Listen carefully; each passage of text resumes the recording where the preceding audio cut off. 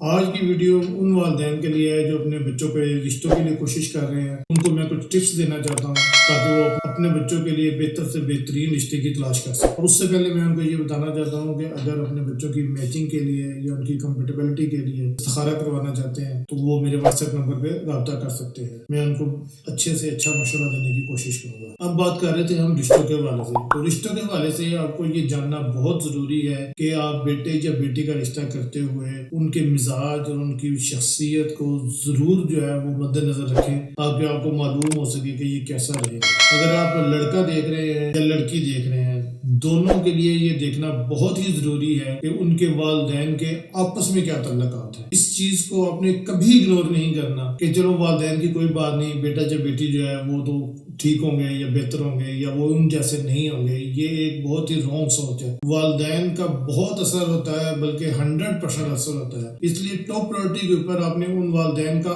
آپس کا تعلق دیکھنا ہے کہ وہ کیسا ہے. کیا وہ آپس میں صلاح مشورے سے چل رہے ہیں؟ کیا وہ آپس میں ان کی انڈرسٹینڈنگ ہے؟ جیسا ان کا تعلق ہے آپ یوں سمجھ لیں کہ بیٹے یا بیٹی جو بھی ہے اس کا بھی وہی ہی رسپانس ہوتا ہے. یہ چیز موسٹ امپورٹنٹ ہے. سیکنڈ یہ ہے کہ اگر آپ لڑکے کو دیکھ رہے ہیں اور اس کے بڑے بھائی کی پہلے سے شادی ہوئی ہے تو آپ یہ دیکھیں کہ اس بہو کا گھر میں کیا معیار ہے, اس کو کتنی رسپیکٹ دی جاتی ہے, گھر میں اس کی کتنی ویلیو ہے, گھر میں اس کی کتنی اہمیت ہے, اور ان میاں بیوی کی آپس میں کتنی بنتی ہے. یہ بھی چیز ایک بہت ہی اہم ہے. اس چیز کو بھی آپ نے مد نظر رکھنا ہے. اگر آپ لڑکی کو دیکھ رہے ہیں تو اس کے لیے آپ یہ دیکھیں کہ اگر اس کے بھائی کی شادی ہوئی ہے تو اس کا اپنے بھابھی کے ساتھ کیا تعلق ہے, یا اگر اس کی کوئی بہن میرڈ ہے اور اس کی زندگی کیسے گزر رہی ہے, اس کے ساتھ کتنی اٹریکشن ہے. یہ چیزیں آپ کو یہ انڈیکیٹ کریں گی کہ اس کا مزاج کیسا ہے. اور سب سے بڑی بات کہ اگر آپ لڑکے والے ہیں تو اپنے معیار سے بلند کی لڑکی ہے اس کے ساتھ رشتہ مت کریں. لوگ یہ بڑی ہی خوش فہمی میں مبتلا ہو جاتے ہیں کہ جی ہم نے اپنے سے اونچی جگہ پہ رشتہ کیا ہے تو یہ بڑی اچھی بات ہے, لیکن انفیکٹ یہ ان دا لانگ ٹائم آپ کو پرابلم کرے گی. یہ اسلام میں بھی یہی ہے کہ لڑکا جو ہے وہ اعلیٰ ہو اور لڑکی کا معیار اس سے نسبتاً کم ہو. یہ نہیں ہم کہہ رہے کہ بہت ہی ڈاؤن ہو, کم سے کم بہت نہیں تو لیول پہ ہو, اس سے اوپر نہ جائے. یہ لوگ بہت بڑی غلطی کرتے ہیں کہ وہ اپنے سے اونچے معیار پہ رشتہ کر کے وہ سمجھتے ہیں کہ جی ہم نے بہت